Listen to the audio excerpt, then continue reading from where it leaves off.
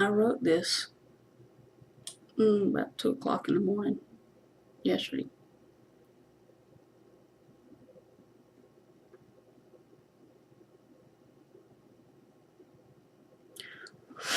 Where are we?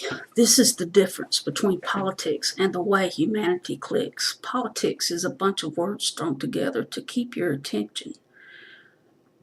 Oh, shoot. Politics is a word. All right.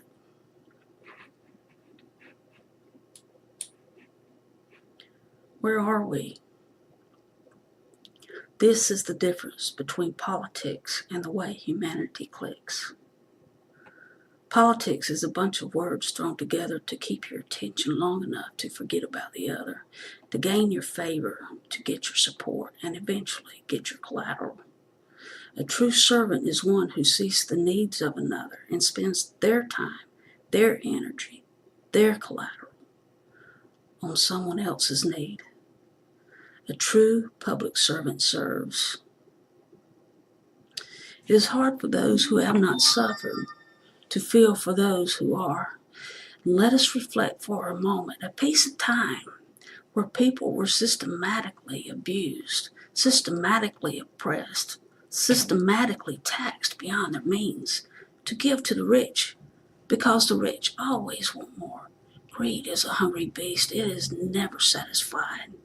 When the rebels set the date for 1769 to resist the royal throne, it was then that a spark was ignited and a fire began to burn within the hearts of the colonialists.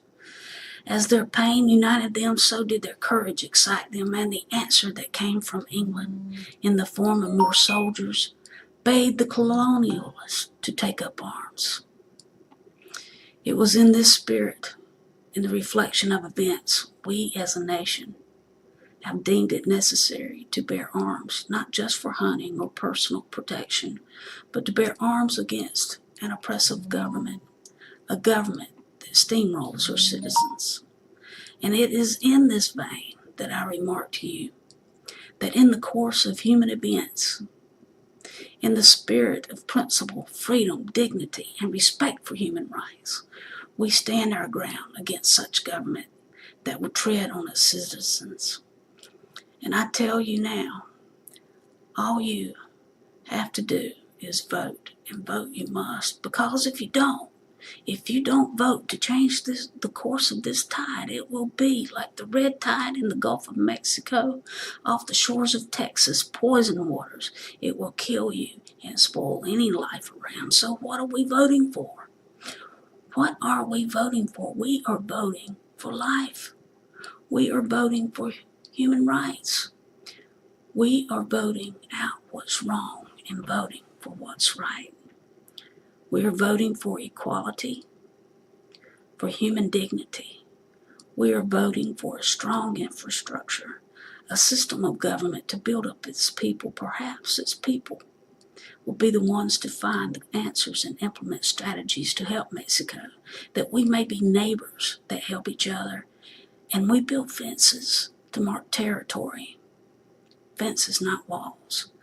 A territory that says to beasts, criminals, and organized crime, no, not up in my house. Don't you dare cross this line.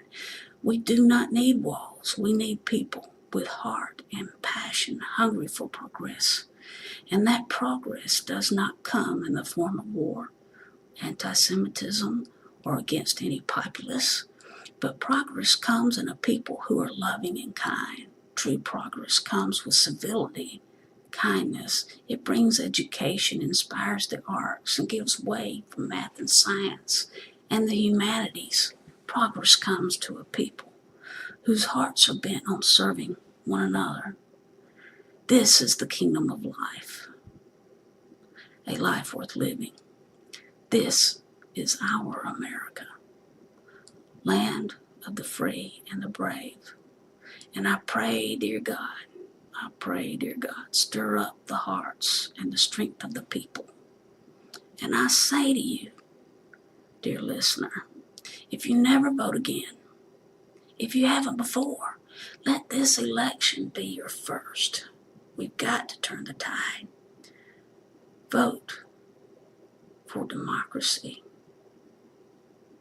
or democracy won't last.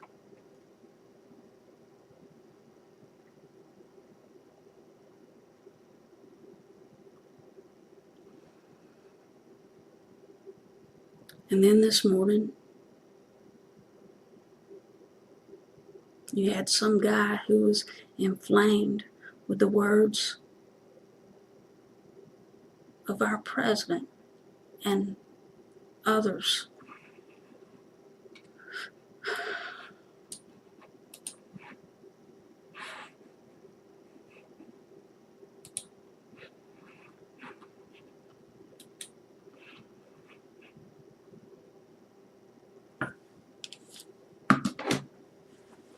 It's serious. It's really serious. People have become delusional, deluded by lies. I'm a Christian. I'm a born-again Christian, spirit-filled.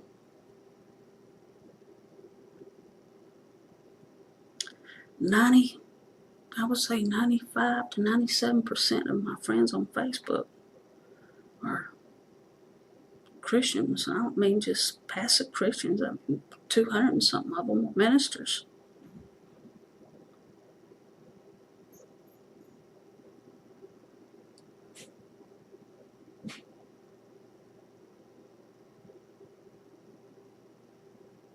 There's so much I want to say and so much to be said.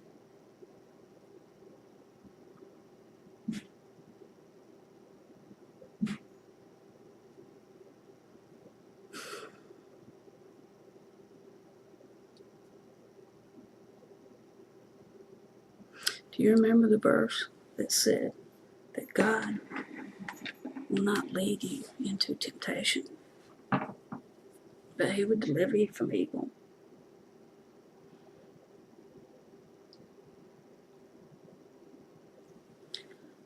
God is light. In Him there is no darkness. If you truly believe the scriptures,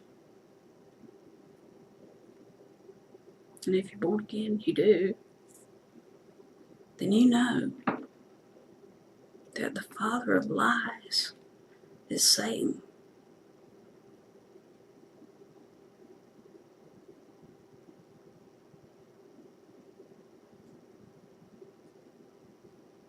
Do you really think our Father, who is holy, set apart, and revered,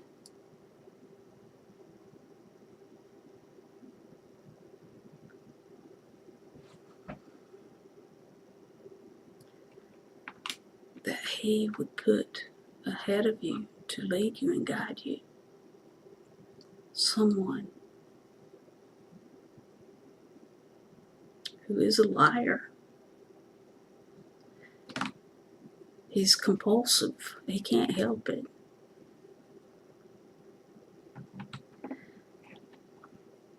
Now, I can almost hear him saying, well, if I can't help it, it's not my fault. Well, that's between him and God. But you are my brother, you are my sister, you're my mom, my dad.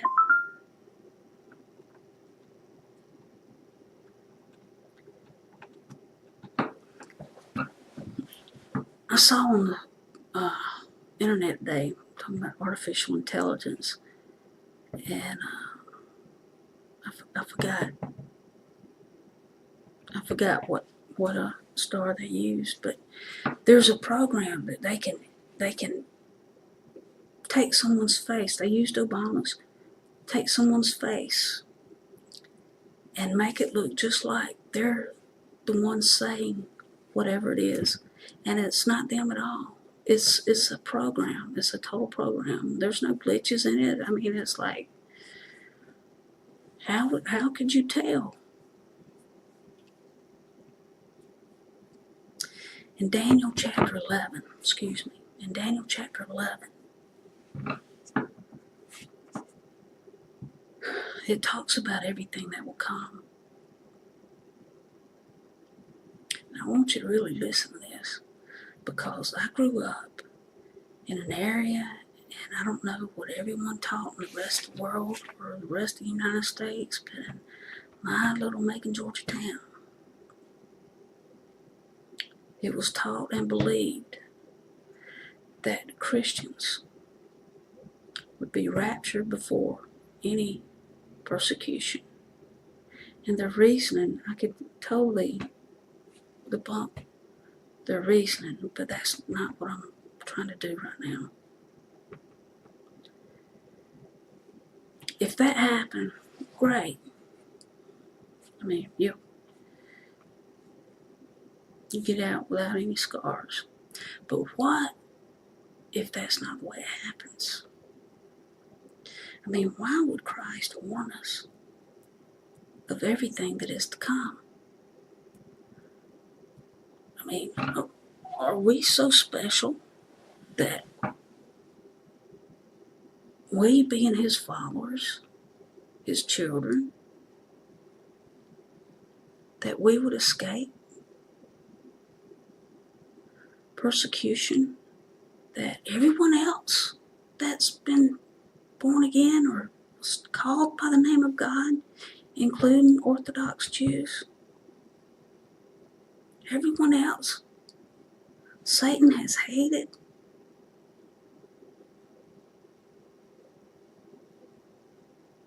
But American Christians, we're going to escape it.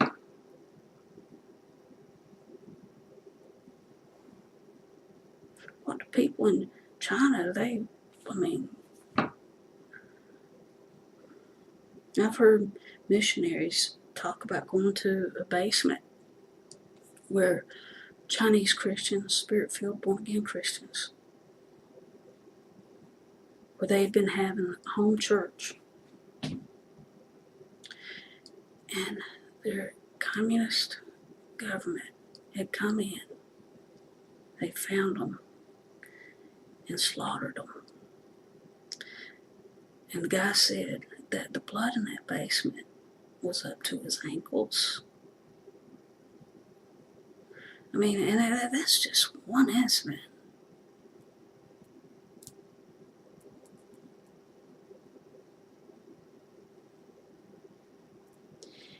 In Daniel chapter 11, it talks about a man who will come,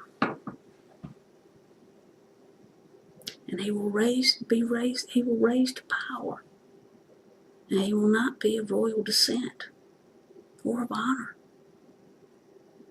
And it says that he will raise to power by a few people. And I got to thinking, it's like, why was it such a big deal for Donald Trump to say, oh, this is the greatest, biggest crowd that you've ever seen, or whatever it was he said that was so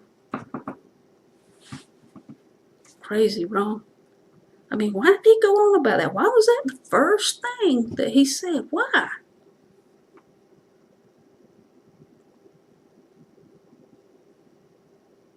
But it actually says that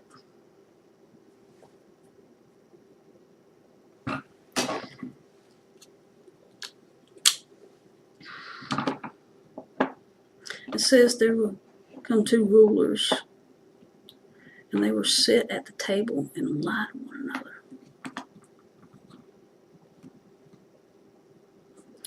I wonder what was said in that closed meeting. I wonder what was passed.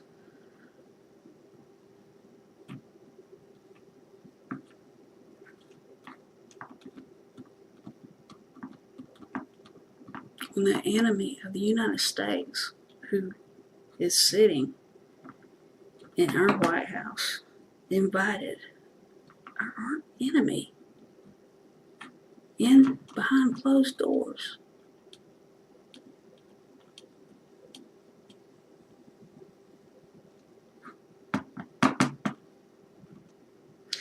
And it says in chapter 11 that many will be deceived, even the very elect.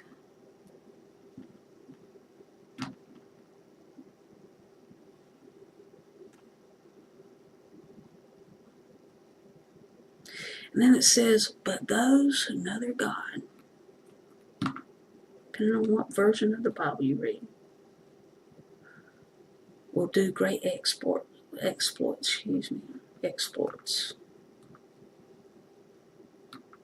or will stand strong, whatever version you want to use. Basically, they'll be good.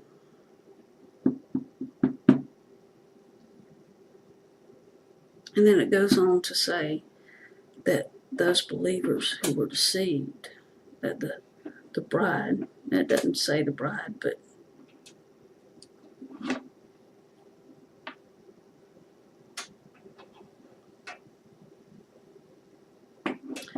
in post-resurrection Christ, that's what believers are, is the bride.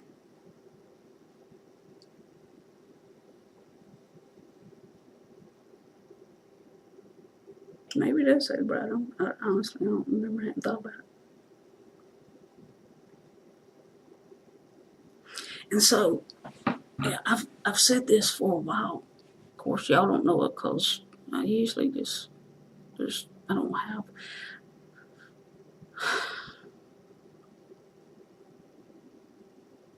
God has had me behind closed doors. Some people call it being in a cave for decades.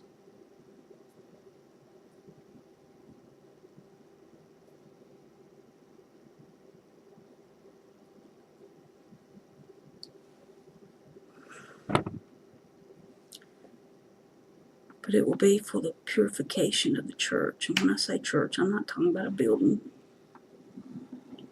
The Church of God is not a denomination.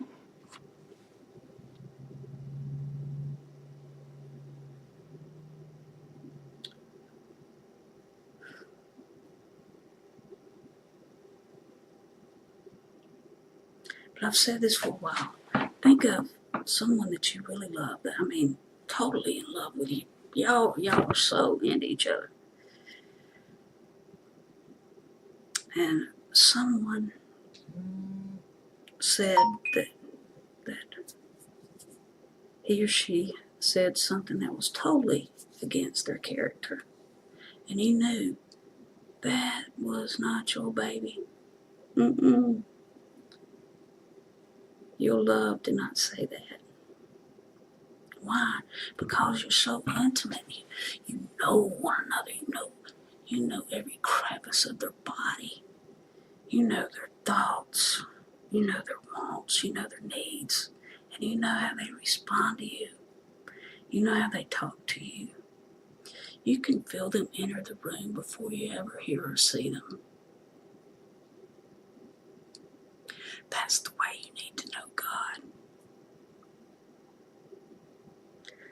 Because it's not coming. I'm talking about the time's coming. Time's not coming. It's here. It's here. It's here right now. It's here.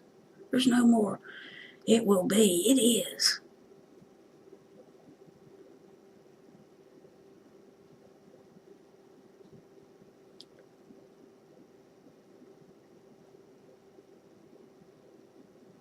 It's the only way you're going to make it. You can't believe what you hear, what you see. You got to know yourself in your own heart.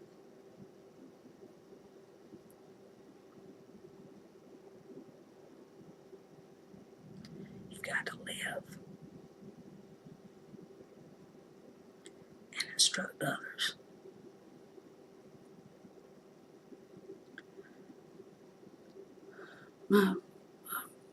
Some of the most wonderful, loving, warm people, best people in the world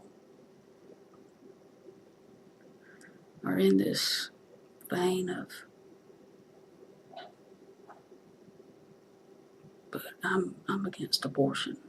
I'm against abortion. I don't want to have an abortion. I haven't been pregnant, but I'm not against someone else doing what they feel is right for themselves. I've think, and this is me, human, carnal person, I don't make laws, but I think surely to God, and I don't know because I've never been pregnant, but I think it should not be used for birth control. There's no reason for it to be. We have such advanced, birth control pills the morning after and whatever. I don't even know. I've never taken birth control. But the thing about abortion is that when it came into being at that time, there weren't clinics. There wasn't sex education. There wasn't facilities for birth control or condoms be handed out.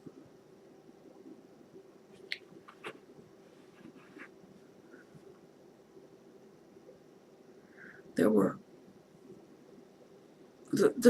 everything was different then. You think about it. In the 60s, shoot. In the early 80s, I'm trying to think when I stopped seeing it. In our area, probably even the early 90s, women were dependent on the man. And especially in rural Georgia, men used getting their woman pregnant to keep them from leaving. And they would abuse them at home. I don't know what it was like everywhere else, but I know I've seen that for a fact. There's so many circumstances and possibilities.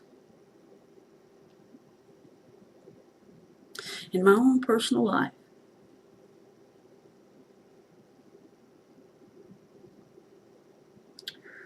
I'm a very giving person. If I got to give right now, if you asked me, I could give you about $5, but anyway, point is, people knew they could come to me, and this 15-year-old she had gotten herself pregnant. Well, wasn't just by herself, and she come to me crying, wanting me to give her, I think it was like $150 to go get an abortion. Let me back up. When she first told me, I was kind of shocked and happy all at the same time, but that's because I would love to have a child. And anytime somebody gets pregnant around me, it's like in my heart, it's like it's what I feel for them. I'm carrying it too. But anyway, and then she told me that she wanted the money to go have an abortion. I just started crying. And she talked about how her dad would kill her. I knew he would probably beat the crap out of her.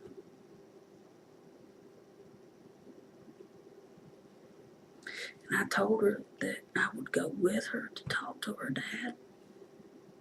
I wouldn't let her stand by herself. She squalled, please, please. And I told her that, to me, to give her that money to go have an abortion was the same as putting a gun in her hand.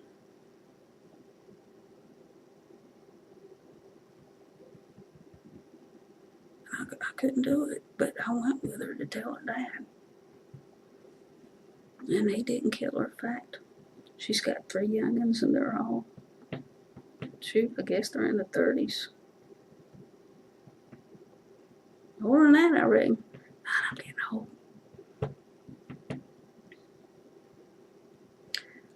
But there was another friend that had been raped. She had just lost her husband. She had a son that was 6 years old. She was, she was the only support in the family, and it was just her. And she asked me would I take her to Atlanta. And I said, yeah, I'll take her. And I did. And people were marching outside, and this was back around the same time. I think it was the first time I'd ever heard of people putting I think there was a doctor that was killed or his house was blown up. It was in the mailbox. Something happened back then. And people were marching. And we had to walk past those people marching. And them calling us murderers. I mean, think about it. People, I mean, it's not like people purposely get pregnant so that they can go have an abortion. That's pretty cruel what y'all do. So I'm there with my friend. And I'm not judging, I'm just saying she didn't.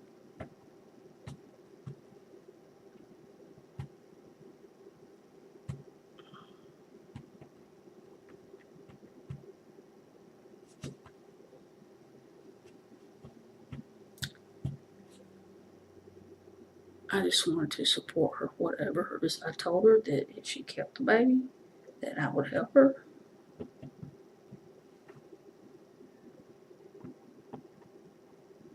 Man,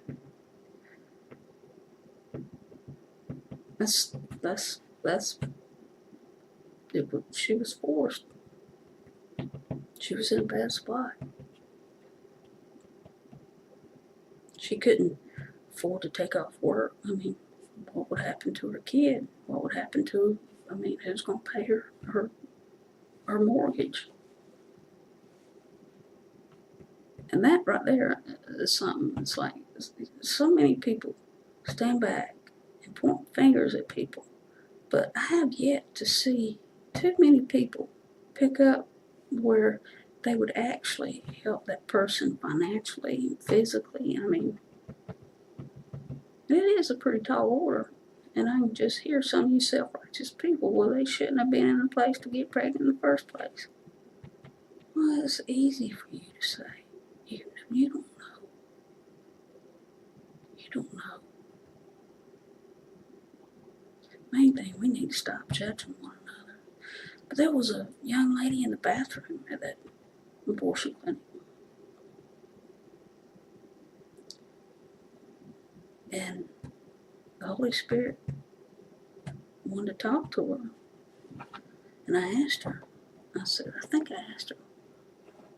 I don't remember if I asked her if she was a swimmer and she was a gymnast, or if I asked her if she was a gymnast and she was a swimmer. I don't remember which one it was.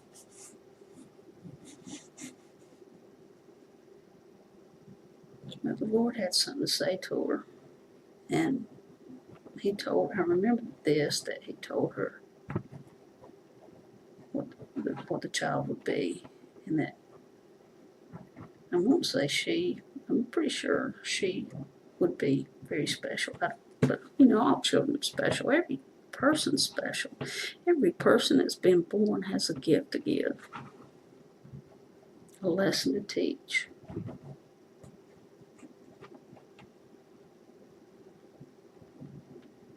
And she didn't have an abortion. The point is, the option is there. And you shouldn't take options away from people. God don't take options from us. I mean, that's what makes us different from the angels. We have a free will.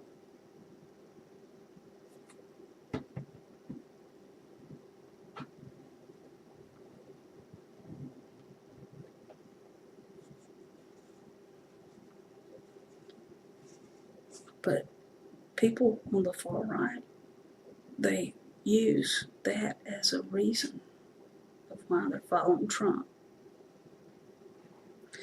Well, let's think about that. This is 2018. We've got so many other options for birth control. I only read recently about the morning after pill. I don't know how expensive that is. It might be pretty expensive. But I think what we need to do is make the other options more available. We need to increase education. We need to increase family counseling, not just for the person that's pregnant, but the whole family, the whole support system.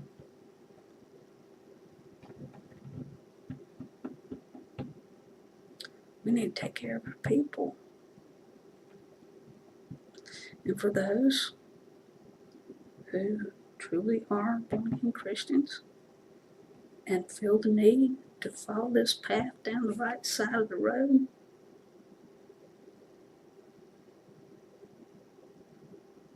what would Jesus think? I mean, I hear so much rhetoric about wanting people to get off. I don't just, it's really sickening, some of the stuff I hear from Christians, because the disciples, and I'm speaking of Christians, I'm not speaking to anybody else, the disciples, it says in Acts that they had everything in common and no one lacked anything. What do you call that?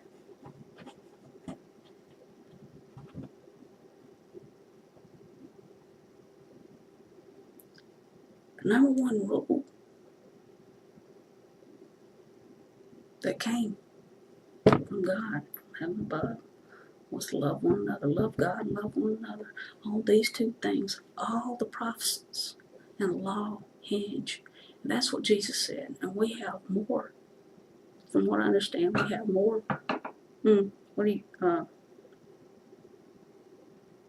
Evidence, confirmation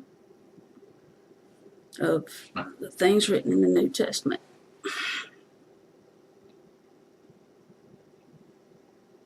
In other words, there's no doubt what he said.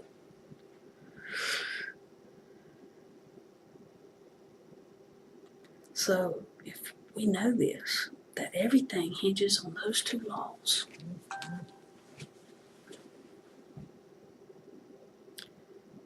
love God, and love one another, then anything that doesn't hinge on that must not have come from God.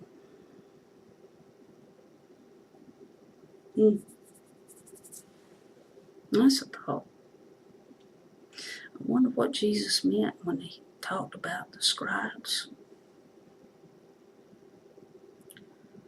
When he talked about you people, you follow your man-made rules. When God said, you people, with your lips you serve me, but your hearts are far from me. But I mean, read, if you will, that in Isaiah, I think,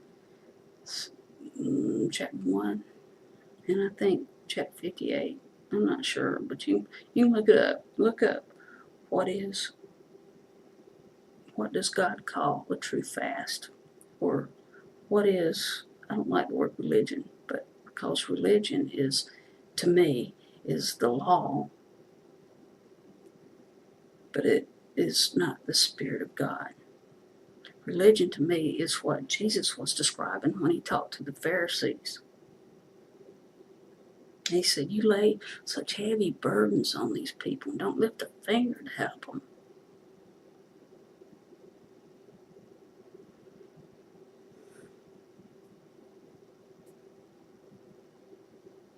You know, for years, I'm talking about 30 years, more than that, actually, I've known that what I would have to say, that the Word of God, what he gave me to say, was not going to be popular. People in church was not going to like it. But God would always say, look at Jesus. Look at Jesus. It was the religious leaders that had him crucified. Because when the true Word of God came, it screwed up. It screwed up their organization. It screwed up their way of living. It screwed up their income. It screwed up what they had going on. That's what the parable is about, where it talks about man, he bought some land instead of vineyard. And I don't remember what all, but he had servants to look after it, and he said that, he'd be back. So he sent a messenger, and they beat up this messenger. I think it was 3 different. And he sent someone else, and they did something to him, and finally he sent his son, and they killed him.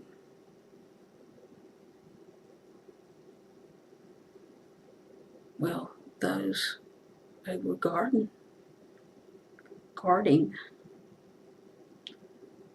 the vineyard,